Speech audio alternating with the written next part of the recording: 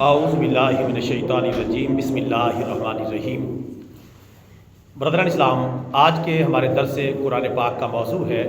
نکاح کی اہمیت۔ نکاح کرنا بعض صورتوں میں سنت مؤکدہ ہے، بعض صورتوں کے اندر واجب ہے، بعض صورتوں کے اندر فرض ہے، بعض صورتوں کے اندر ناپسندیدہ اور مکروہ بھی ہے،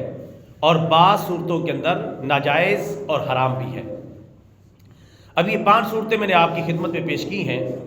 ان میں پہلی صورت نکاح سنت مؤکدہ ہے۔ اگر نارمل حالات ہے، نان و نفقہ کی پوری گنجائش موجود ہے، تو ایسی صورت میں نکاح کرنا سنت مؤکدہ ہے، انتہائی پسندیدہ عمل ہے۔ ہمارے پیارے نبی صلی اللہ علیہ وسلم نے اس کی بہت زیادہ فضیلت بیان کی ہے۔ نمبر 2، نکاح کرنا واجب بھی ہے۔ اگر کسی کو گناہ میں پڑ جانے کا اندیشہ ہو تو نکاح کرنا واجب ہے، اور اگر کسی کو گناہ میں پڑ جانے کا یقین ہو جائے تو اس پر نکاح کرنا فرض ہے، اس پر لازم ہے کہ وہ نکاح کر لے، ورنہ سخت گنہگار ہوگا۔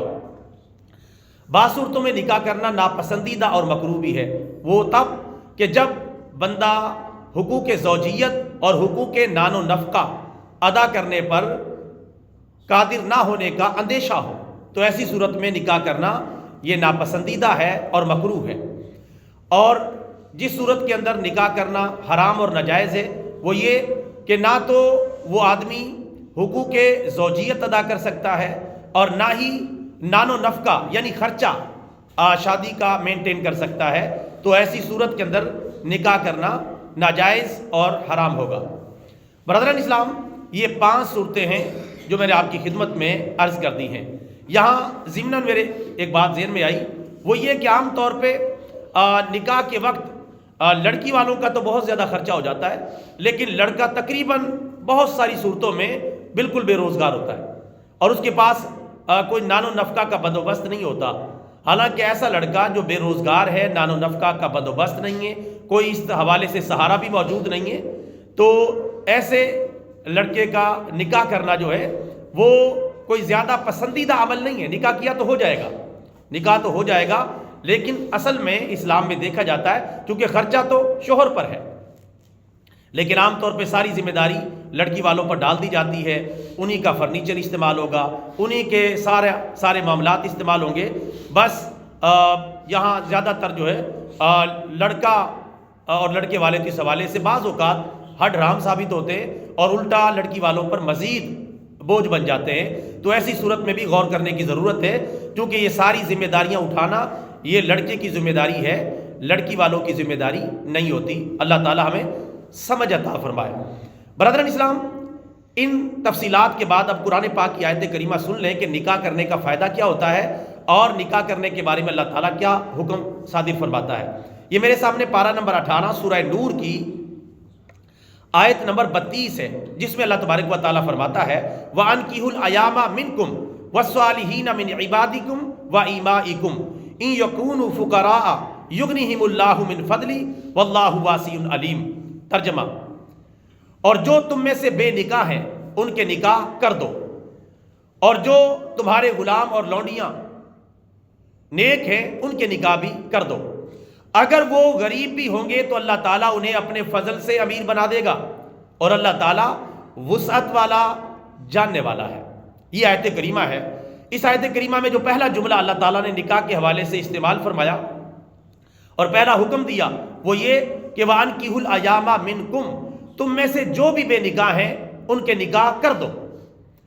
اب چاہے وہ مرد ہیں چاہے وہ عورتیں، چاہے وہ کوارے ہیں اور چاہے وہ غیر کوارے،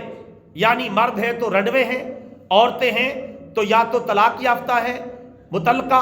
اور یا پھر جو ہے وہ بیوہ ہیں، ان کے شوہر فوت ہو گئے، سب صورتیں اس میں شامل ہیں۔ وَأَنكِحُوا الْأَيَامَ مِنكُمْ، اور جو تم میں سے بے نکاح ہوں ان کے نکاح کر دو یا کروا دو، جو تم سے ممکن ہو سکے، تاکہ معاشرے کے اندر پاکیزگی، طہارت، تقوی اور جو ہے وہ باقی رہے، پرہیزگاری باقی رہے،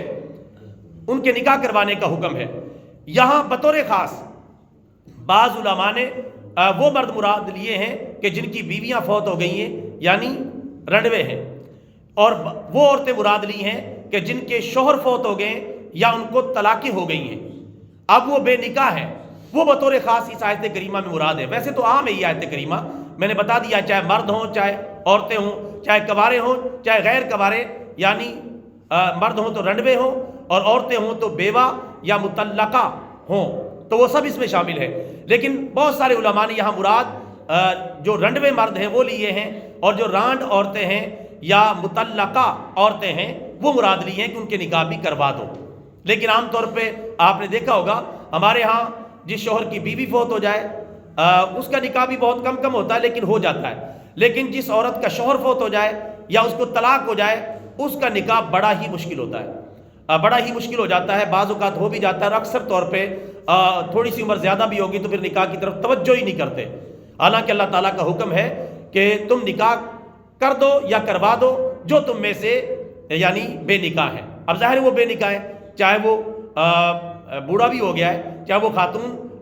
بوڑھی بھی ہو گئی ہے، چاہے ادھیڑ عمر ہو گئے، لیکن ان کے اندر نکاح کی طلب موجود ہے، وہ نکاح کرنا چاہتے ہیں، تو گھر والے اور معاشرے والے اس کے سامنے رکاوٹیں نہ ڈالیں، بلکہ ایسا ماحول بنائیں کہ جس سے وہ ان کا نکاح ہو جائے اور وہ امن و امان کی زندگی گزاریں، نہ خود پریشان ہو نہ دوسروں کے لیے پریشانی کا سبب بنے۔ یہ اللہ تعالیٰ کا حکم ہے۔ اس حوالے سے ہمارا رویہ بہت برا ہے،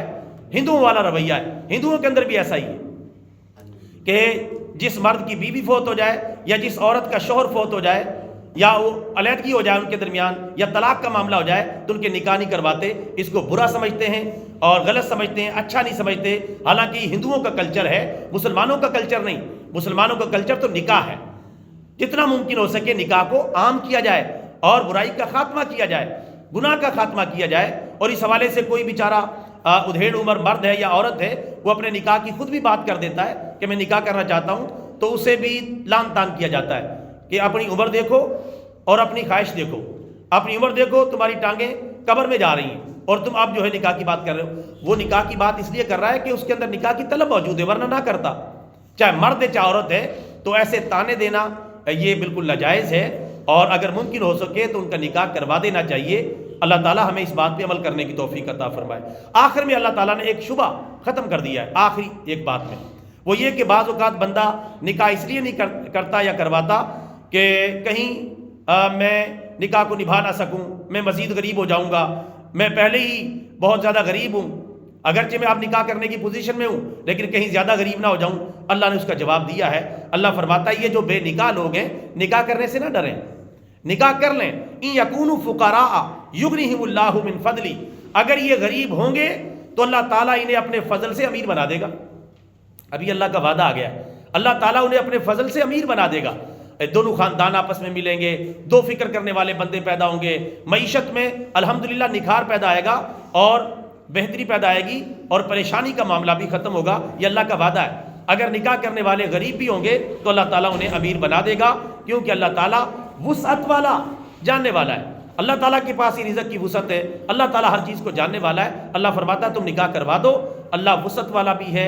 جاننے والا بھی ہے۔ اللہ تعالیٰ سے دعا ہے اللہ تبارک و تعالیٰ ہمیں نکاح کو عام کرنے کی توفیق عطا فرمائے، گناہ کا راستہ روکنے کی توفیق عطا فرمائے، اور جو